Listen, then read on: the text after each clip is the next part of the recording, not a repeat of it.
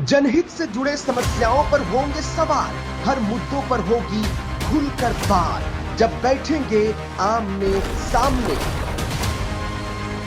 क्या शहर में विकास थम गई है या विकास की योजनाएं धरातल पर नहीं उतर रही है?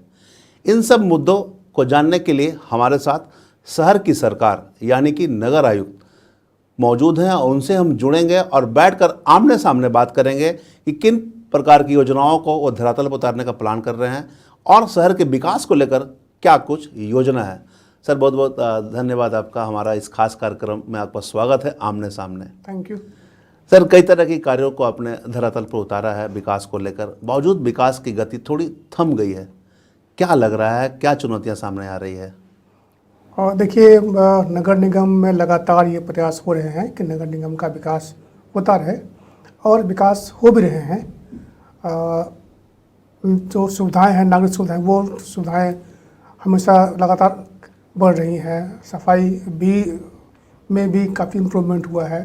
स्कीम भी बहुत सारे बने हैं, रोड बनी है, सड़कें बनी हैं, नालियाँ बनी हैं। बाकी भी चीज़ों पे काम हो रहा है, पर्यावरण पे काम हो रहा है, स्वच्छ वायु पे काम हो रहा है, तालाबों का सौंदर्यीकरण पे काम हो रहा है। चीज़ें हो रही हैं और ये चीज़ें दिख भी रही हैं सर। जी सर, एक चुनौती सामने खड़ा हो रहा है कि वो है पॉलीथीन का उपयोग, सिंगल यूज पॉलीथीन। लगातार आप लोग अभियान भी चलाते रहते हैं, लोगों को जागरूक भी कर रहे हैं, बावजूद इस पर प्रतिबंध नहीं लग पा रहा है। क्या समस्या हो रही है इसमें? जो मेरा मानना है कि पॉलीथीन तो हालांकि बैन है जी, बट कभी कभार इसको हमें देखने को मिलता है कि छोटे मार्केट जैसे कि सब्जी की दुकानें हैं या छोटे परचून की दुकानें, यहाँ ये पॉलीथीन हमें कभी कभी मिल जाते हैं देखने को। तो निगम की जो टीम है वो लगातार ये प्रयास करती रहती है, इन्फोर्समेंट की टीम है, कि पॉलीथीनों का इस्तेमाल नहीं हो, उनकी बिक्री नहीं हो। फिर भी ये लगता है कि लोग बहुत अवेयर नहीं हो पा रहे हैं इसके लिए। तो जब तक लोग अवेयर नहीं होंगे, सिर्फ एक इन्फोर्समेंट के भरोसे ये हो नहीं सकता है। हर काम सख्ती से कराया जाए ऐसा संभव नहीं है। यहाँ के लोगों को अवेयर होना पड़ेगा कि पॉलीथीन का क्या दुष्परिणाम है। ये इसको लोग सभी जानते हैं कि ये घातक चीज़ें हैं पर्यावरण के लिए, ह्यूमन के लिए भी। उसके बावजूद भी इसका इस्तेमाल हो रहा है। तो लोगों में जागरूकता लाने की ज़रूरत है। लोग जागरूक हों तभी ये रुक पाएगा। लेकिन सर, आप लोग के द्वारा अभियान भी चलाए जा रहे थे, अभी कई दिनों से अभियान रुक गए हैं। क्या लगता है कि निगम के द्वारा अभियान चलाने की ज़रूरत है ऐसे लोगों पर जो बावजूद कार्रवाई उन लोग बेच ही रहे हैं खुलेआम? ऐसे में देखिए, अभियान तो हमेशा चलता रहता है, लेकिन अभियान एक ही पेज से हमेशा चले संभव नहीं हो पाता है। तो अभियान हमेशा चलता है, अभियान अभी भी चल रहा है। पॉलीथीन सीज भी हो रहे हैं, पेनल्टी भी हो रहे हैं, लेकिन और इसमें सख्ती की ज़रूरत है। मुझे महसूस हो रहा है और सख्ती की ज़रूरत है इसमें। सर, इस बार जल जमाव की समस्या उतनी नहीं हुई जितना हर साल हो रही थी, लेकिन फिर भी चुनौतियां रही आप लोगों के साथ में। क्या लगा सामने, किस प्रकार की चुनौतियां आई? जैसा कि आपने देखा होगा, पिछले बार भी बारिश हुई है। इस बार बारिश पिछले बार से ज़्यादा हुई। बेसिकली हमको लगता है कि 1.5 गुना ज़्यादा बारिश हुई है। जी, ज़्यादा बारिश। इसके बावजूद भी हम लोगों ने बेहतर प्रयास किया है।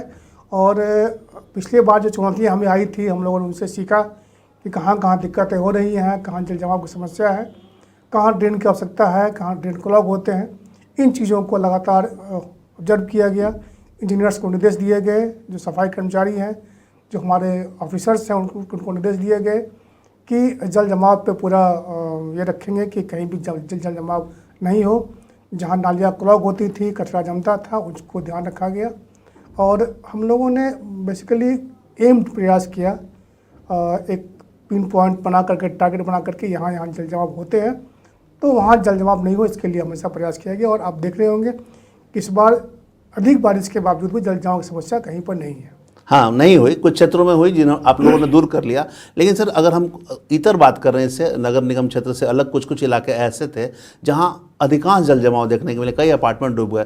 तो आप लोगों को कुछ पहल उस इलाकों में, चूँकि कहीं ना कहीं सटा हुआ है निगम का क्षेत्र में, जैसे अगर हम बात करें तो विनोद बिहारी महतो चौक से बरामुड़ी इलाकों में भी कई जगह जल जमाव मिले, तो वहाँ किस प्रकार की पहल करने की ज़रूरत होनी चाहिए? देखिए, निगम क्षेत्र में भी समस्याएं हैं जल जमाव की। कुछ अपार्टमेंट ऐसे बने हुए हैं जिसमें बेसमेंट बने हुए हैं, या लोअर बेसमेंट है, अपर बेसमेंट है, 2 बेसमेंट है।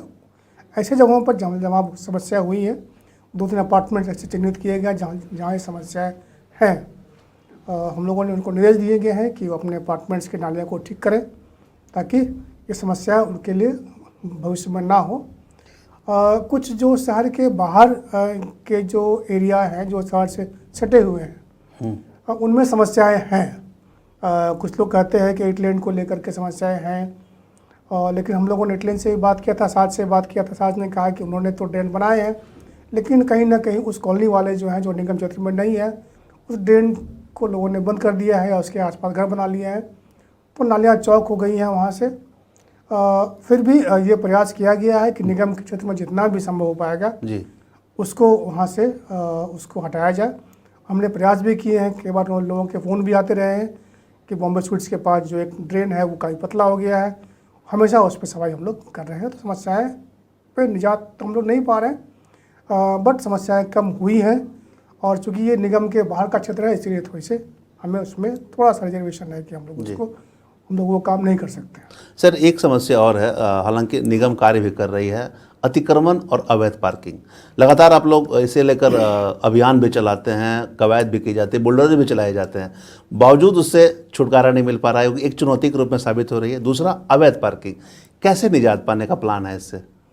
देखिए, आप लगातार देख रहे होंगे कि निगम द्वारा कि विभिन्न क्षेत्रों में लगातार प्रयास किया जा रहा है कि अतिक्रमण ना हो, सड़कों का अतिक्रमण ना हो, जो पब्लिक प्लेसेस हैं उसका अतिक्रमण ना हो।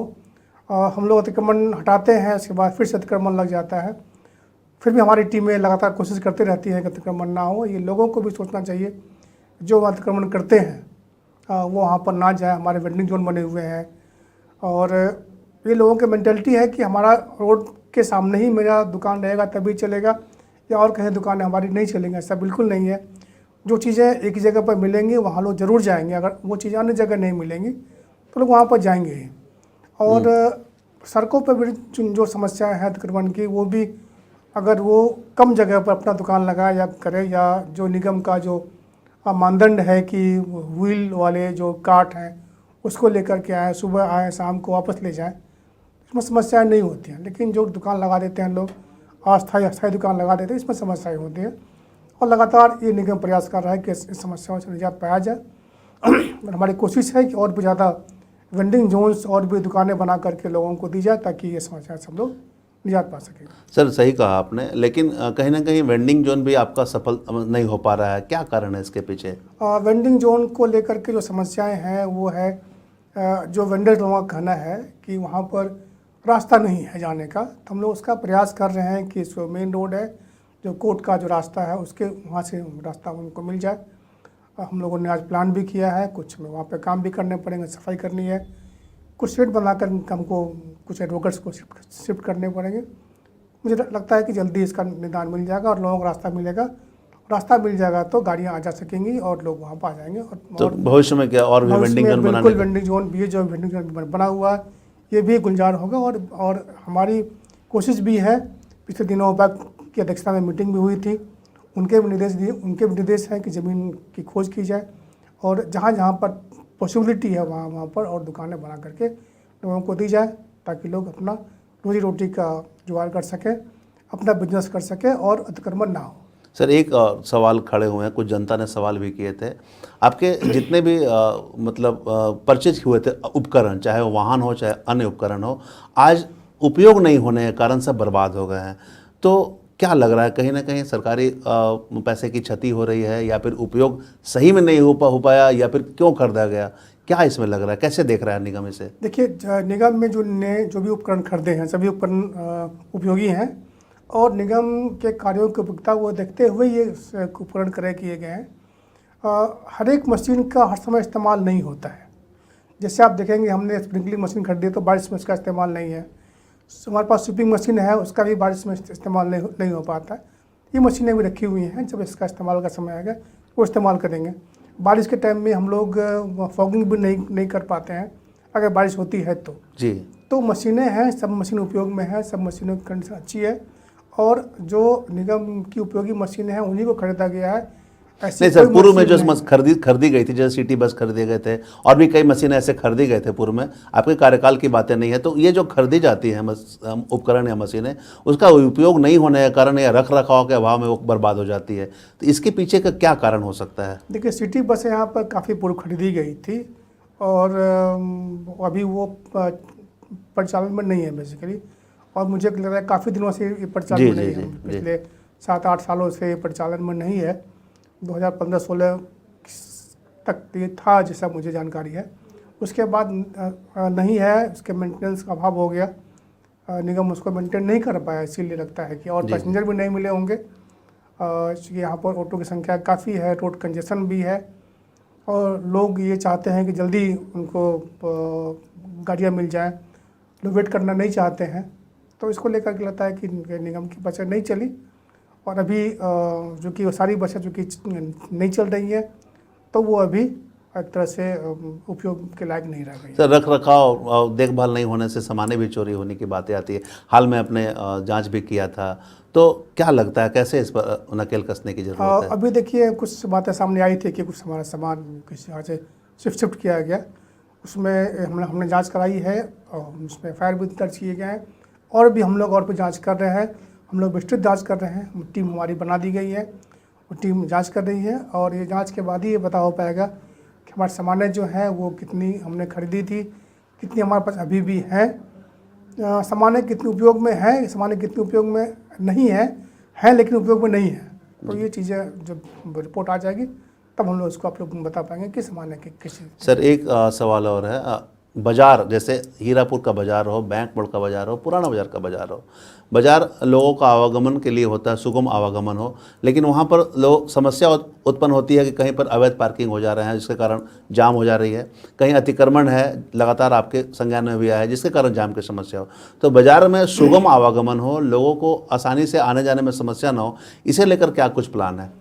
और देखिए, जो बाज़ार पुराने हैं बेसिकली, जो 50-60 साल से जो बाज़ारें हैं, उनमें बेशक उसमें कंजेशन है, क्योंकि उस समय इतनी प्लानिंग नहीं थी कि सड़कें चौड़ी बनाई जाए, इसलिए वहाँ पर समस्याएं हैं।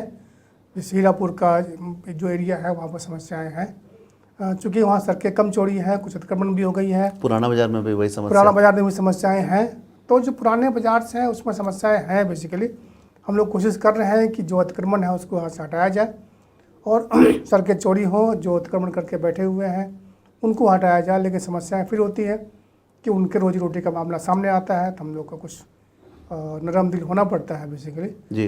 लेकिन हम लोग फिर भी कोशिश कर रहे हैं कि ये दूर हो, समस्या दूर हो, और जो नए मार्केट्स बन रहे हैं उसमें ये कोशिश की जा रही है कि उसमें पार्किंग, जो प्रॉपर पार्किंग है, उसमें पार्किंग की व्यवस्था हो और लोग पार्किंग में अपनी गाड़ियाँ पार्क करें। एक समस्या और है सर, बाज़ार में जैसा अभी आपसे सूचना मिली है कि आप काम भी हो रहा है आपका, लेकिन महिलाओं के लिए यूरिनल की व्यवस्था नहीं है, पुरुष के लिए भी नहीं है, पीने के लिए पानी के लिए भी लोगों को बाहर जाना पड़ता है। अब पुराना बाज़ार और हीरापुर ऐसा मार्केट है जहाँ छोटी से बड़ी चीज़ें लोगों को मिलती है, तो ये सुविधाओं का अभाव है निगम को। लोगों का कहना है कि हम लोग टैक्स भी देते हैं, बावजूद सुविधा नहीं मिल पाता है, कैसे दूर करेंगे इससे? देखिए, पुराना बाज़ार में हम लोगों ने इस बार टेकअप किया है, वहाँ एक हम लोग कोल इंडिया के सहयोग से हम लोग एक यूरिनल बनाएंगे वहाँ पर, और उन्होंने सैंक्शन किया है। बेसिकली उन्होंने 2 सैंक्शन किए हैं, एक तो अस्पताल में जो सदर अस्पताल है वहाँ सैंक्शन किया है, एक वहाँ के लिए सैंक्शन किया है, तो मुझे उम्मीद है कि वो वहाँ पर अभी बन जाएंगे। बैंक बोर्ड में समस्या है, हम लोग कोशिश कर रहे हैं, हम लोग जगह ढूंढ रहे हैं, बेसिकली जगह मिलने पर वहाँ पर हम लोग यूरिनल बना देंगे। हीरापुर इलाका में भी सर कुछ, हीरापुर में कुछ जगह पर यूरिनल है जी। अब मेन मार्केट में चूँकि जगह नहीं है इसलिए वहाँ पर यूरिनल नहीं है, बट हम लोग जगह खोज रहे हैं। अभी हमने देखा होगा, एक हमने अतिक्रमण हटाया था हीरापुर से जी, वो हम लोगों ने एक यूरिनल वहाँ पर लगाया है, और भी जगह हम लोग अगर मिल जाएगा तो हम लोग वहाँ पर लगा देंगे।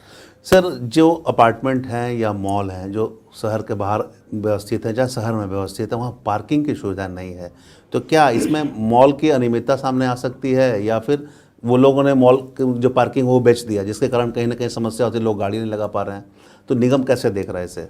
देखिए, हम लोग लगातार अभी कोशिश कर रहे हैं, हम लोग की जाँच चल रही है कि किन किन मार्केट्स में जो अपार्टमेंट नहीं जो मार्केट प्लेसेस जो मॉल्स हैं उनमें किन किन में पार्किंग थे, और अभी किस में उपयोग हो रहा है, किस में लोगों ने उसको अतिक्रमण करके उसको बेच दिया या अन्य तरह से उसका उपयोग किया जा रहा है। तो हम जांच कर रहे हैं, हमने नोटिस भी इशू किए हैं कुछ जजमेंट भी पास किए हैं, कुछ में लोग हाईकोर्ट चले गए हैं, तो मामला पेंडिंग है। लेकिन निगम लगातार ये कोशिश कर रहा है कि जहाँ पार्किंग की सुविधाएं हैं वहाँ पर लोग गाड़ियाँ लगाएं। अभी आप देखेंगे कि जो ओवल मॉल है यहाँ पर सरायढेला में, वहाँ पार्किंग हमने उसको चालू करा दिया, खुलवा दिया, के बावजूद भी लोग वहाँ पर गाड़ियाँ पार्क नहीं करके रोड पर पार्क कर रहे हैं। शायद वहाँ पर कुछ चार्जेबल होगा, सड़कों पर ये चार्ज नहीं लगते हैं, लोग यहाँ लगाते हैं। तो ये कोशिश हम लोग कर रहे हैं कि जहाँ जहाँ भी मॉल है, मार्केट प्लेसेस हैं, उनमें अगर बिल्डिंग प्लान में सैंक्शन है पार्किंग, तो वहाँ पार्किंग सुविधा बहाल की जाए। सर एक सवाल और है, जैसे ये आरोप लगातार निगम पे उठता रहता है कि निगम सुविधा नहीं देता है लेकिन टैक्स लेता है, तो क्या सही में टैक्स मिलता है निगम को, या निगम को टैक्स मिलता है तो सुविधा नहीं देता है? आप ये जान लें कि निगम क्षेत्र में करीब करीब 2.5 लाख के आसपास हाउस होल्ड है, और हमें मुश्किल से 50,000 60,000 के आसपास के लोगों से टैक्स मिलता है, बाकी लोगों से टैक्स नहीं मिलता है। होल्डिंग हमारा अभी 90,000 के आसपास है। हम लोग ये कोशिश कर रहे हैं कि होल्डिंग की संख्या बढ़े। बस झड़िया में, कतरास में, छाताटार में, इन जगहों से होल्डिंग लोग नहीं करा रहे हैं, पर उनको सुविधाएं बराबर चाहिए होती हैं। तो उनसे भी रिक्वेस्ट होगा कि अगर होल्डिंग कराएं, और तभी हम लोग निगम की आर्थिक स्थिति सुधरेगी तो हम लोग समस्याओं को दूर कर पाएंगे। तो सर जैसा आप बता रहे हैं कि 2.5 लाख के अगेंस्ट में 90,000 ही मिल पाता है, तो बाकी जगह से टैक्स क्यों नहीं मिल पा रहा है? हम लोग लगातार कोशिश कर रहे हैं। हमारा BCL से मामला है, वो हाईकोर्ट में लंबित है। फिर भी हम लोग उनसे बात कर रहे हैं कि वहाँ हमें होल्डिंग का टैक्स मिल जाए। हम लोग रेलवे से भी बात कर रहे हैं, बाकी जो गवर्नमेंट की एजेंसियाँ हैं उनसे भी हम लोग बात कर रहे हैं, ताकि हमें जो केंद्र सरकार के जो डिपार्टमेंट्स हैं वहाँ से भी हम लोग बात कर रहे हैं, और हमसे हम होल्डिंग करा रहे हैं। सर एक चीज़ और हम समझना चाहेंगे, निगम का आपका ही प्लान लिया हुआ था सीवरेज सिस्टम को लेकर, रोड ड्रेनेज की समस्या थी, वो अभी कहाँ अटका हुआ है? देखिए, सीवरेज सिस्टम का जो फेज़ 1 का काम यहाँ पर चालू हो चुका है जी। 800 करोड़ की स्कीम थी, ये 550 करोड़ में टेंडर हुआ है, और इस पे 2 STP पे काम चालू हो गया है। बागमारा में एक काम चालू है, और एक पुटकी में एक काम चालू जस्ट हो रहा है अभी। एक हमें पेटिया जो है जमा डोवरिया में, वहाँ एक काम चालू करना, वहाँ कुछ लोकल लोगों के द्वारा हिंड्रेंस किया जा रहा है। हालांकि ज़मीन माटा की है, लोकल लोग थोड़ा सा उसमें विरोध उत्पन्न कर रहे हैं, बट हम लोग उसको शीघ्र उसको हम लोग निजात पा लेंगे। और 2 और बनने हैं, इसमें एक में भूमि का अधिग्रहण की प्रक्रिया जारी है, और एक में वन भूमि का कुछ पार्ट पड़ गया था, हम लोग उसके लिए भी और भूमि अधिग्रहण कर रहे हैं। और बाकी में जो शेष भूमि है उसमें हम लोग प्लानिंग कर रहे हैं कि कैसे हम लोग अपना प्लान को उसमें हम लोग उसको फिटिंग कर पाएंगे। तो कब तक मतलब ये लग रहा है धरातल पर आएगा? तक ये 2 साल और लगेंगे। 2 साल में ये फेज़ 1 का काम पूरा हो जाएगा। अच्छा। उसके बाद फेज़ 2 का जो काम है उसका अभी तक सैंक्शन नहीं हुआ है, वो सैंक्शन होगा उसके बाद। डोर टू डोर का जो ये है सीवर है, वो हमको ड्रेन के थ्रू हम लोग ले पाएंगे। ये स्वच्छ वायु लोगों को मिले, इसे लेकर भी निगम द्वारा पहल की जा रही थी, उसमें भी कितना काम आगे बढ़ा है, उसमें क्या समस्याएं आ रही है? स्वच्छ वायु में आप देखते होंगे कि लगातार निगम प्रयास कर रहा है, और हम ऑल इंडिया रैंकिंग में भी काफ़ी जी सुधार हुआ है पहले से। 10-15 साल पहले ये सबसे पोल्यूटेड शहरों में गिनती होती थी। अब ये स्वच्छ वायु में 34वें स्थान पे हम लोग आए हैं, 29वें स्थान पे आए हैं। तो ये लगातार प्रयास हो रहा है, और लोगों का भी प्रयास है, लोगों का भी सहयोग है, और जितने इंडस्ट्रीज है, कोल माइनिंग के कंपनी, उनका भी ये सहयोग से हम लोग बेहतर कर पा रहे हैं, और बेहतर करने की ज़रूरत है। खासकर जाड़े के दिनों में हमारा PM10 लेवल काफ़ी बढ़ जाता है, तो जाड़े के दिनों में और ज़्यादा मेहनत करने की ज़रूरत है। कोल माइंस एरिया में थोड़ा सा PM10 का कंसंट्रेशन ज़्यादा है, और उसमें भी जो कोल कंपनियाँ हैं उनको निर्देश दिए गए हैं कि वो सड़कों पर जल का छिड़काव करें, और अन्य भी उपाय करें जिससे कि डस्ट का पोल्यूशन ना हो। सर GT रोड में कई ऐसे जगह पर सड़क सुरक्षा समिति की बैठक में बातें आई थी, सड़कों पर अवैध पार्किंग की बातें आई थी, निगम ने भी इस मामले पर संज्ञान लिया था, उस पर भी कहाँ कार्य हुआ है? न केवल GT रोड बल्कि अन्य इलाकों में भी उस पर क्या लग रहा है, कभी कहाँ तक कार्य हुआ है और क्या समस्या हो रही है? GT रोड तो नगर निगम क्षेत्र में नहीं है बेसिकली जी। 8 लेन का कुछ पार्ट है जो कि निगम क्षेत्र में है। असरफी अस्पताल के पास समस्याएं हैं, हम लोगों ने असरफी को नोटिस भी किया है, उनका पार्किंग का इशू है, उनके पार्किंग शायद नहीं है अभी, उनको नोटिस किया गया है। और हम लोग डीएसपी ट्रैफिक और डीटीओ से मिल करके भी काम कर रहे हैं कि जो वहाँ पर गाड़ियाँ पार्क होती हैं उस पर नज़र रखी जाए, उनको वहाँ से हटाया जाए। निगम का कई तरह के प्लान थे डेवलपमेंट करने के लिए अलग अलग इलाकों में, जैसे स्ट्रीट फूड का प्लान था और भी कुछ विकसित करने थे, पार्क को विकसित करने थे, जो चौक चौराहे हैं उसको सौंदर्यीकरण करने थे। ये अभी कहाँ पर अटका हुआ है, कब तक होने का प्लान है? और नगर निगम लगातार प्रयास कर रहा है कि शहर स्वच्छ हो और सुंदर हो। इसको लेकर के कई प्रयास किए गए हैं। तालाबें जो हमारे जो तालाब हैं उनका हम लोग जीर्णोद्धार कर रहे हैं। हम लोग पिछली बार बनमच्छा तालाब का किए हैं, लोगो टैंक का भी जीर्णोद्धार का काम चल रहा है। राजा तालाब जो है आपका झरिया में, उसका भी हम लोग काम कर रहे हैं। एक तालाब का हाईकोर्ट के आदेश से काम रुका हुआ है। इस बार भी हम लोगों ने जो यहाँ पर पंपू तालाब उसका हम लोगों ने काम लिया है, करीब 20 करोड़ की योजना है। इससे हम लोग जो अतिक्रमण है वो हटेगा और जल क्षेत्र है वो बढ़ेगा और लोगों के लिए हम लोग चाहते हैं कि हैपनिंग प्लेस वहाँ बनाया जाए ताकि शहर में एक अच्छा लोगों को वातावरण मिल पाए। इसके अलावा हम लोगों ने रानी बांध का भी जीर्णोद्धार का काम लिया है और भी गुही बांध है और भी कई बांध हैं, उनका हम लोगों ने इस बार हम लोग उसका ब्यूटिफिकेशन कर रहे हैं। इसके साथ साथ हम लोगों ने करीब 8-9 पार्क भी हम लोगों ने इस बार चिन्हित किए हैं जिनका भी ब्यूटिफिकेशन होना है और नए पार्क भी बनने हैं। इसमें गोल्फ ग्राउंड का फेज़ 2 हम लोग बना रहे हैं। करीब वो क्या गोल्फ ग्राउंड में ही बन रहा है? गोल्फ ग्राउंड में बनेगा। एक फेज हम लोगों ने फेज 1 बना दिया जहाँ पर वो ट्रैक है, वॉकिंग ट्रैक है, ग्रीनरीज है। फेज 2 में हम लोग कुछ स्पोर्ट्स की जो फैसिलिटी है उसको हम लोग और बेहतर करेंगे। ट्रैक होगा वहाँ पर, क्रिकेट के लिए भी वहाँ पर प्रैक्टिस के लिए हम लोग नेट बनाएंगे, वॉलीबॉल का भी बनाएंगे और खो खो का बनाएंगे। बाकी स्पोर्ट्स के लिए हम लोगों ने वहाँ पर प्लान किए हैं कि वो और बेहतर लोगों को सुविधा हो सके। हीरापुर का जो चिल्ड्रन पार्क है इसको भी हम लोग और भी ब्यूटिफाई कर रहे हैं। इसके अलावा झरिया में, सिंदरी में और भी कटास में भी पार्क हम लोग लिए हैं। ये कब तक होने का प्लान है? हम लोगों ने डीपीआर लगभग तैयार कर लिया है। मुझे उम्मीद है कि ये इसका काम छठ के आसपास ये शुरू हो जाएगा या उसके बाद शुरू हो जाएगा। तो उसके बाद और जो तालाब का काम हो तो छठ के बाद ही होगा जी। तो वो नवंबर में तो सर तालाब मतलब शहरी क्षेत्र के सभी तालाबों को रखा गया है क्योंकि कई तालाब अतिक्रमण भी हो चुके हैं। हम लोगों ने लगातार हम लोग मीटिंग कर रहे हैं सभी सीओ के साथ में, डीसी की अध्यक्षता में मीटिंग हो रही है और उस पर रिपोर्ट हमें लेने हैं। हम लोग लेते हैं कि किस तालाबों का अतिक्रमण हुआ है। अभी तक जितने तालाबों की लिस्ट हमें मिली है सभी सीओ से, उसमें बहुत कम क्षेत्र में अतिक्रमण की बात सामने आई है। बाकी हम लोग और भी तालाब का लिस्ट हमें मिलेगा तो पता चलेगा कि कितनी में अतिक्रमण है और अगर अतिक्रमण है तो संबंधित सीओ को ये आदेश दिया गया है कि अतिक्रमण बात चला करके अतिक्रमण वहाँ से हटाए। मतलब सीओ के द्वारा अतिक्रमण हटाया जाएगा, उसके बाद सौंदर्यीकरण काम निगम द्वारा जहाँ जहाँ अतिक्रमण है वहाँ उनके द्वारा हटाया जाएगा जी। जहाँ अतिक्रमण नहीं है वहाँ पर तो हम काम करने के लिए फ्री है, वहाँ हम लोग काम कर रहे हैं। सर एक सवाल और है, पीएम आवास योजना का तहत लोगों को आवास आवंटित कराए गए हैं, क्या प्रक्रिया है लोगों को? चूँकि कई ऐसे मामले सामने आते हैं कि लोग बिचौलिए के चक्कर में पड़ जाते हैं, पैसे गंवा देते हैं लेकिन उन्हें आवास नहीं मिलती है। तो क्या लोगों को करना चाहिए जिन्हें पीएम आवास योजना से आच्छादित हो?